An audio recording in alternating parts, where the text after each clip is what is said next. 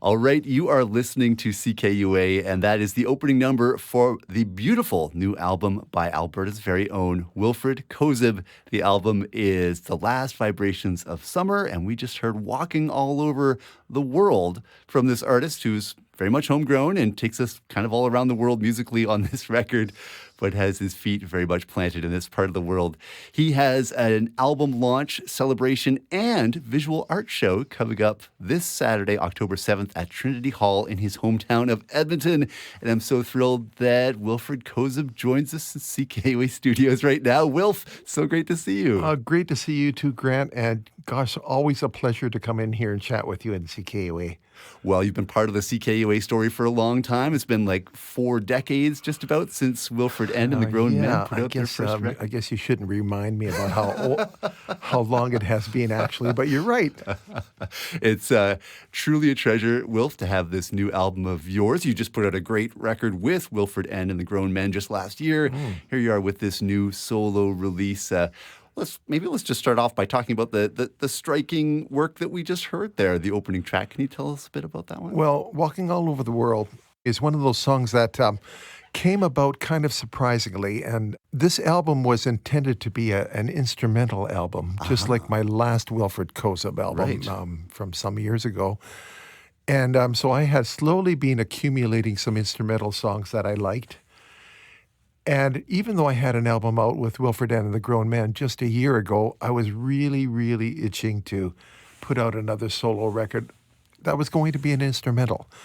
And then along came a couple new songs, like Walking All Over the World. I don't know exactly how that happened, but it did. And that often happens with songs when I'm writing them and I'm fully immersed in them, and then a year later, I can't remember how the heck did that happen, you know? You're as much a member of the audience as we are. Yeah, it is. And the same thing happened with I Cried, the next tune.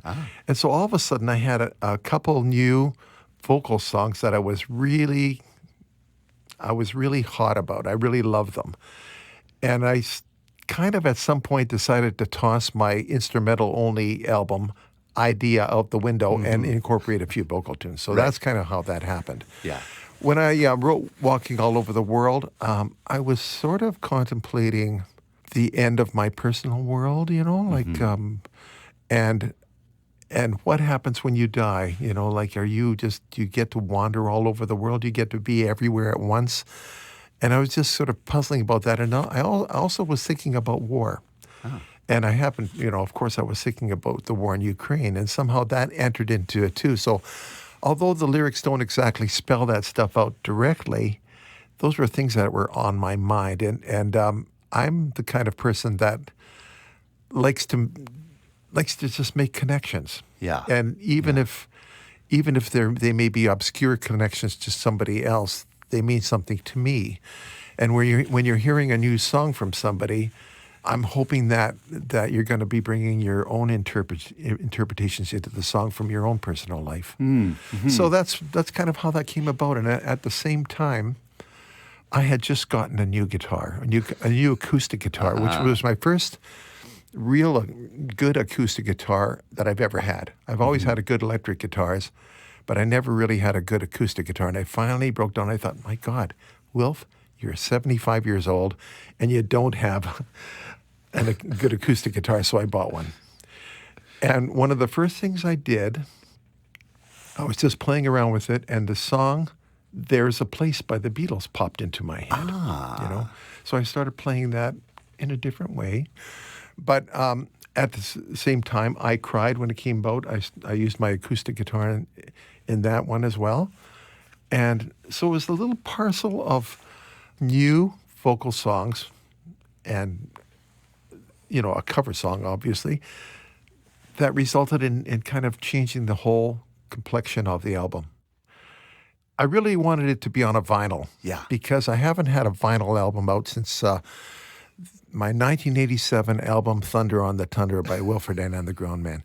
And I really wanted to have vinyl, and it seemed like a good time because people are buying vinyl again. Yeah. And the other thing was I created a new painting that was going to be the album cover for this album, whether it be on CD or on vinyl. So I painted it in a square format for that purpose. And I didn't know what the painting was going to be, but I knew it was going to be something. Yeah. And it turned into what it is.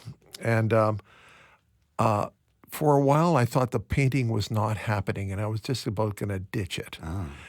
But then I decided to hang in with it, and it turned out to be something that really spoke to me. Yeah. Didn't know what to call it. It's a picture. It's a beautiful painting of a crane. It's a beautiful picture of a crane in the grasses, looking kind of rather nonchalant, as if not noticing. In the corner of the album, the bottom right corner, there's a mouse in the grasses. So there is. And the grasses, and the mouse is in the grasses, and not maybe aware of the crane, and the crane maybe is aware of the mouse, but is not letting on, and so it's kind of something might happen. I enjoyed the painting so much that I decided, okay, that's going to be the painting for the album cover.